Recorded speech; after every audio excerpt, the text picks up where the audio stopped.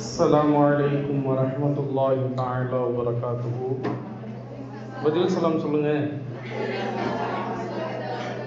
பிஸ்மில்லாஹ், அல்ஹம்துலில்லாஹ், வஸ்ஸலாத்து வஸ்ஸலாமு அலா ரசூலில்லாஹ் வ அலா ஆலிஹி வ அஸ்ஹாபிஹி ஹிஸ்பில்லாஹ் வ அலைனா இபாதில்லாஹ். அம்மா பஅத், ஃபகத் கால அல்லாஹு தஆலா ஃபில் குர்ஆனில் அஸீம் வல் ஃபுர்கானில் மஜீத்.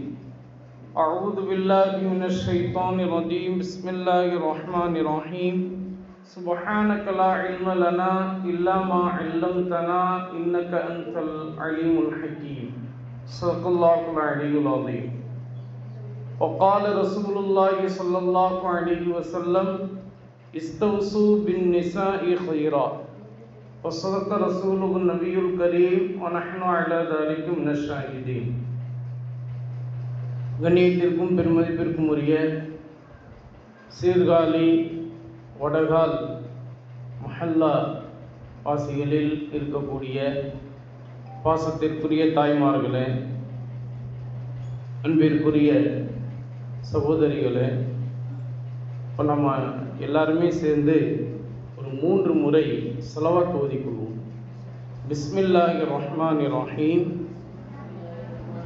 அல்லாஹும்ம ஸல்லி வஸல்லிம் வபாரிக் அலா சய்யிதினா முஹம்மதின் வ ஆலிஹி வ ஸஹ்பிஹி அதத மா ஃபீ இல்மில்லாஹி ஸலாத்தன் தாயிமத்தன் பிதவாமி முல்கில்லாஹ்.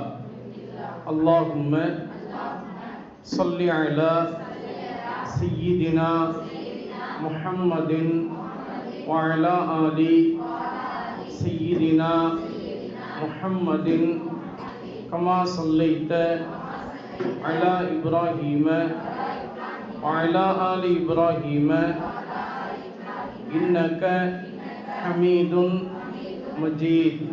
اللهم بارك على محمد وعلى آل محمد كما صليت على إبراهيم وعلى آل إبراهيم إنك حميد مجيد. اللهم صل على سيدنا محمد طب القلوب ودوائها وعافية الأبدان وشفائها ونور الأبصار وضيائها وعلى آله وصحبه وسلم. அல்லாஹ்வினுடைய மாபெரும் கிருபையினால் தற்போது உங்களுக்கு முன்பாக 2-3 மாணவிகளும் அதுபோல அந்த மாணவிகளின் பேராசிரியராக இருக்கக்கூடிய முஅல்லிமா அவர்களும் உங்களுக்கு நல்ல உபதேசத்தை வழங்கினார்கள். பெரிய ஹஸரத் பேச போகிறாங்க அப்படின்னு சொல்லி முஅல்லிமா அவர்கள் தங்களுடைய பேச்சை சுருக்கமாக முடித்து கொண்டார்கள். நீங்கள் எல்லாருமே பார்த்துருப்பீங்க, பெரிய ஹஸரத் வராங்க அப்படின்னோடனே நீங்களும் பெரிய இதான் நினச்சிருப்பீங்க. ஆனால் இந்த மாதிரி ஒரு சின்ன பையன் வந்து நிற்கிறாங்க அப்படிங்கிற மாதிரி உங்களுக்கு தோணியிருக்கும். சின்ன புள்ள தான் நான், உங்கள் எல்லாத்துக்கும் நான் புள்ள தான். மாணவிகளுக்கு நான் ஒரு இமாமாக ஆசிரியராக இருக்கலாம். இப்போ பொதுவாக பிள்ளைங்க எல்லாருமே உங்கள்கிட்ட பேசின அந்த 2ஆம் வகுப்பு மாணவி, 3ஆம் வகுப்பு மாணவி, 1ஆம் வகுப்பு மாணவி, அதுபோல் முஅல்லிமா எல்லாமே நன்றாக அழகான முறையில் தங்களுடைய கருத்துக்களை உங்களுக்கு முன்பாக அவங்க எடுத்து வைத்தார்கள். இப்போ நான் வந்து அதை விட ஒரு பெரிய ஒரு விஷயமாலாம் நான் உங்களுக்கு சொல்ல போகிறது இல்லை. இருந்தாலும் அல்லாஹ் தஆலா தன்னுடைய படைப்புகளில் ஆண் இனமாக பெண் இனமாக அல்லாஹ் தஆலா எல்லா வஸ்துக்களையும் அல்லாஹு தஆலா பகுத்து படைத்திருக்கின்றான்.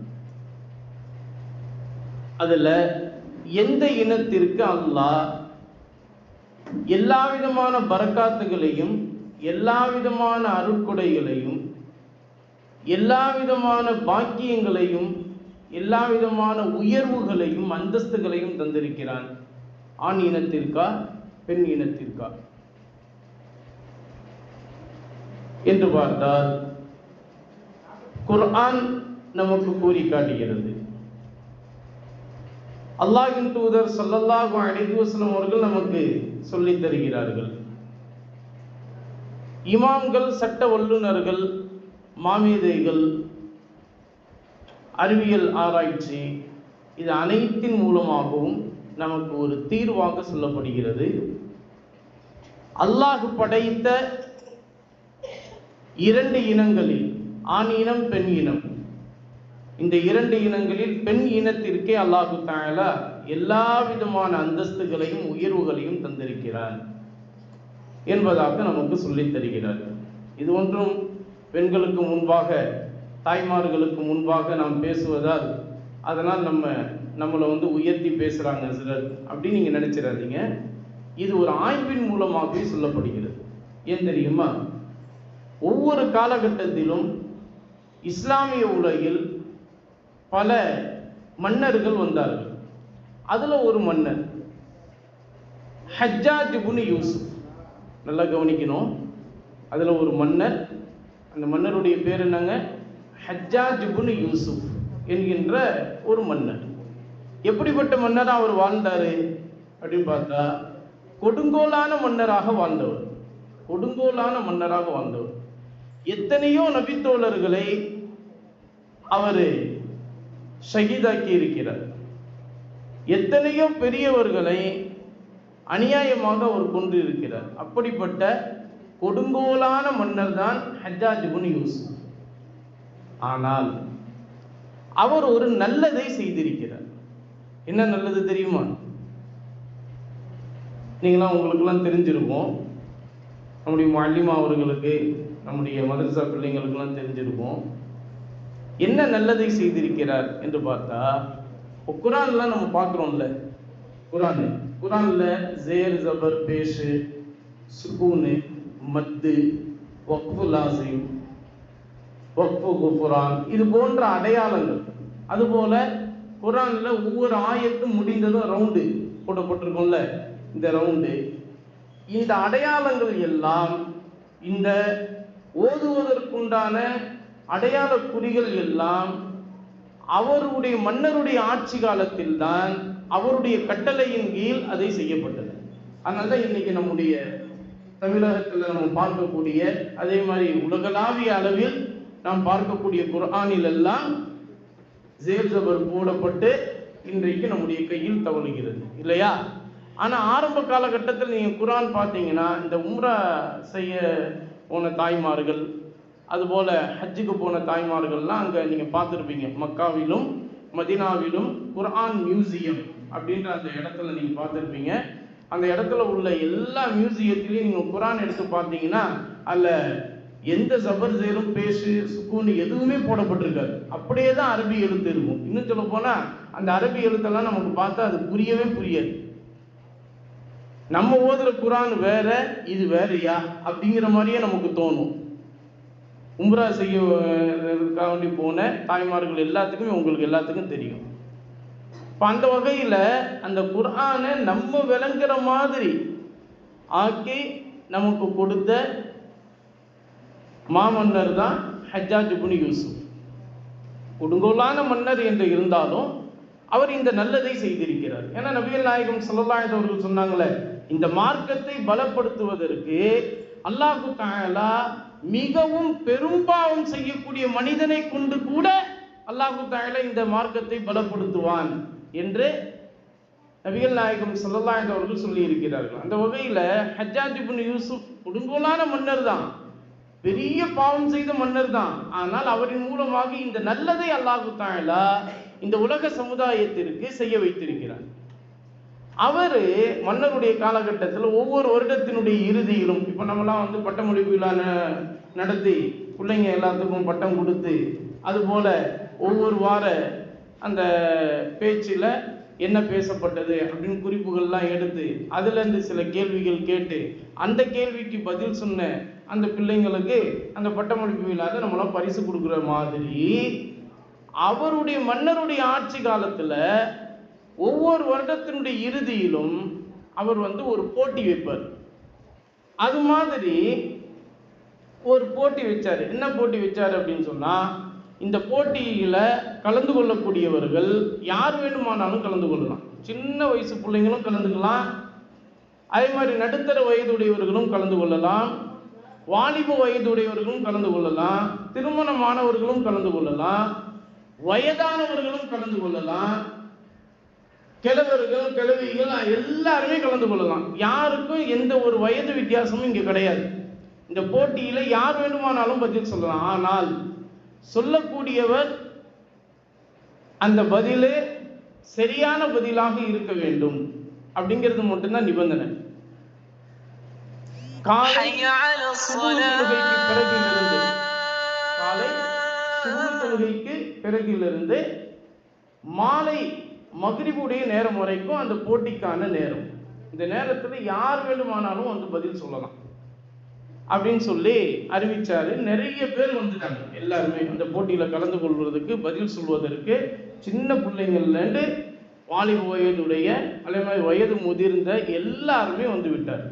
இப்போ அவர் கேள்வி கேட்டார். என்ன கேள்வி கேட்டார்னா, அல்லாஹு தஆலா சொர்க்கத்தில் நுழையக்கூடிய சொர்க்கவாதிகளுக்கு ஒரு தன்மையை அல்லாஹு தஆலா வைத்திருக்கிறார்.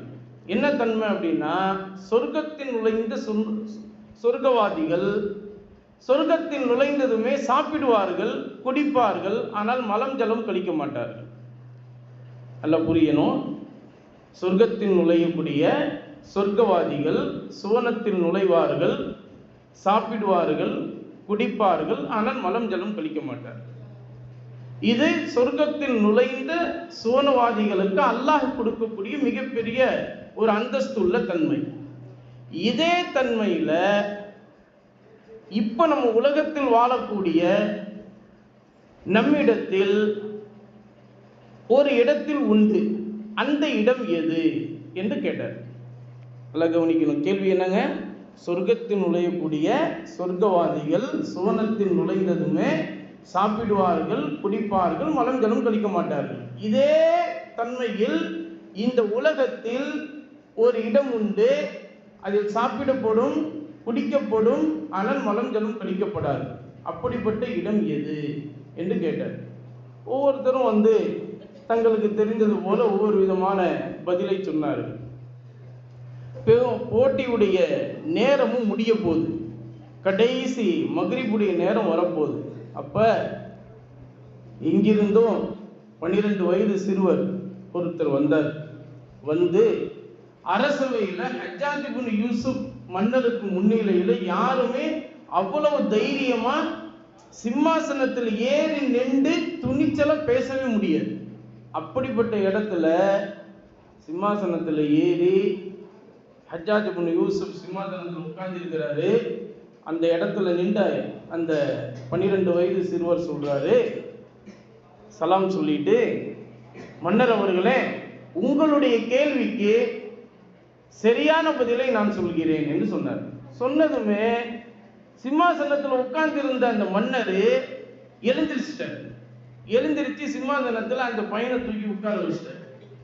கீழே அரசவையில் நிறைய அமைச்சர்கள்லாம் உட்கார்ந்துட்டு இருக்காங்க. அந்த பக்கம் மக்கள்லாம் அப்படியே கூடி இருக்கிறார்கள்.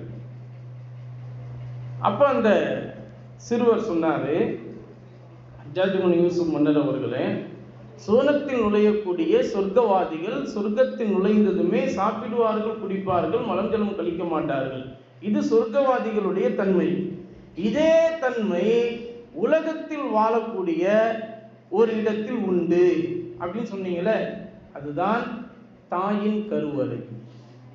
எப்படிங்க? அதுதான் தாயின் கருவறை. தாயின் கருவறைக்குள் உருவாகி அந்த குழந்தை அந்த கருவறையில் சாப்பிடும். தாய் சாப்பிடும் போது அதுவும் சாப்பிடும். தாய் தண்ணீர் குடிக்கும் போது அதுவும் குடிக்கும். ஆனால் தாயின் கருவறைக்குள், கர்ப்பத்திற்குள் அது மலம் ஜலம் கழிக்காது. காரணம் என்ன தெரியுமா? காரணத்தை நீங்களே சொல்லுங்களா பார்க்கலாம். தாயினுடைய கருவறையை அல்லாஹ் தஆலா சொர்க்கத்தினுடைய இடமாக ஆக்கியிருக்கிறார்.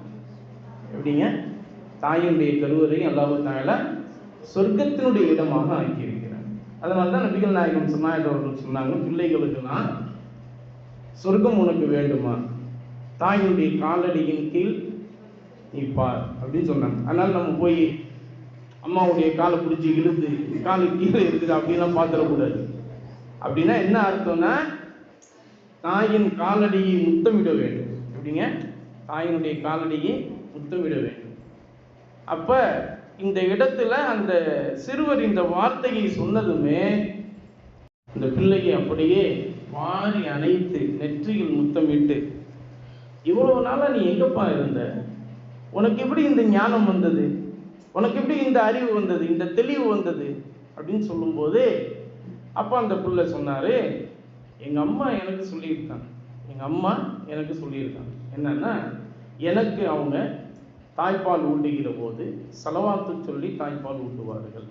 அதனால் மகனே, உனக்கு ஞாபக சக்தி, மனன சக்தி, அறிவில தெளிவு, எந்த ஒரு விஷயத்தை ஒரு தடவை கேட்டாலும் கூட அது அப்படியே மனதில் பதிந்து விடுவது, இதுவெல்லாம் உனக்கு அந்த ஸலவாத்தினுடைய மகிமையின் மூலமாக உனக்கு ஏற்பட்டிருக்கிறது அப்படின்னு என்னுடைய தாயார் எனக்கு சொல்லுவாங்க அப்படின்னு அந்த புள்ள சொன்ன உடனே நிறைய வெகுமதிகளை கொடுத்து ஹஜ்ஜாஜ் இப்னு யூசுப் அந்த பிள்ளையை பாராட்டி அந்த மன்னரவையில் யாரெல்லாம் வேலை செய்கிறார்களோ அந்த பணியாட்களோடு அவரை அவருடைய வீட்டிற்கு அழைத்து அவர் அனுப்பி வைத்தார் என்பதாக வரலாற்று ஏடுகளிலே துர்ரத்துன் நாசிஹீன் என்ற அரபி கிதாபில் இந்த வரலாறு பதிவு செய்யப்பட்டிருக்கிறது. இப்போது தாய்மார்களாகிய நீங்கள் எல்லாருமே நம்முடைய பிள்ளை செல்வங்களுக்கு நீங்கள் தான் பல்கலைக்கழகமாக இருக்கிறீர்கள். தந்தை அப்படி ஒன்றும் இல்லையா? தந்தைக்கு மதிப்பே இல்லைங்க, தந்தைக்கு மதிப்பே இல்லை. ஆனால் தந்தைக்கு மதிப்பு உண்டு. எப்போ தெரியுமா? தந்தைக்கு மதிப்பு உண்டு எப்போ தெரியுமா? அந்த தந்தை தன்னுடைய பிள்ளைக்கு அழகான ஒரு ஒழுக்கத்தை கற்பித்து மற்ற எந்த ஒரு அன்பளிப்புகளையும் பிள்ளைகளுக்கு தந்து அவங்கள உற்சாகப்படுத்தாம அழகிய ஒழுக்கத்தை மட்டுமே தந்து, அதுதான் உனக்கு மிகச்சிறந்த அன்பளிப்பு என்று குழந்தைகளுக்கு சொல்லிக் கொடுக்கிறார் அல்லவா, அந்த தந்தைக்கு தான் மிகப்பெரிய மதிப்பு உண்டு. அதுதான் நபிகள் நாயகம் ஸல்லல்லாஹு அலைஹி வஸல்லம் மா நஹல வாலிதுன் அப்படிங்கிற அந்த ஹதீஸின்படி நமக்கு சொல்லி தந்திருக்கிறார்கள். ஆக தந்தையினுடைய திருப்தியில் தான் அல்லாஹ்வுடைய திருப்தி இருக்கிறது, தந்தையினுடைய அதிருப்தியில் தான் அல்லாஹ்வுடைய அதிருப்தி இருக்கிறது. இதுவெல்லாம் ஹதீஸ். இதுவெல்லாம் எதற்கு சொல்லித் தரப்படுகிறது அப்படின்னா, தந்தை ஒழுக்கத்தை கற்பிப்பார், ஆனால் அந்த ஒழுக்கத்துடன் கூடிய அறிவை கற்பிப்பது தாய். ஒழுக்கத்துடன் கூடிய அறிவை கற்பிப்பது தாய். அதனால தாயிற்கு, தந்தைக்கு ஒரு அந்தஸ்து என்று சொன்னால் தாய்க்கு 2 மடங்கான அந்தஸ்து. அதனால நீங்கள் தான் பிள்ளை செல்வங்களுடைய பல்கலைக்கழகமாக இருப்பதனால தாய்மார்களாகிய நீங்கள் நம்முடைய பிள்ளை செல்வங்களுக்கு கொடுக்கக்கூடிய முதல் ஒழுக்கம் என்ன தெரியுமா?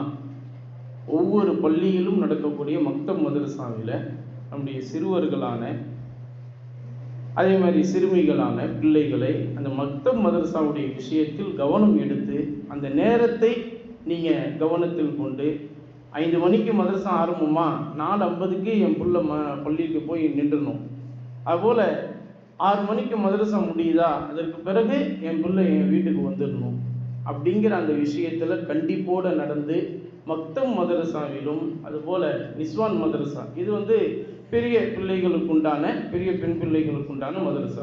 இப்போ இந்த மதரசாவும் பெண் பிள்ளைகளை எப்படி தரத்தில் உயர்த்துகிறது என்று சொன்னால், ஹஜ்ரத் உமர் இப்னு கத்தாப் ரலியல்லாஹு தஆலா அவர்கள் சொல்கிறாங்க, நாளை மறுமையில் ஒவ்வொரு ஆணையும் பார்த்து அல்லாஹு தஆலா ஒரு கேள்வி கேட்பான். அந்த கேள்விக்கு பதில் சொல்லாமல் அந்த ஆண் கடந்து விடவே முடியாது.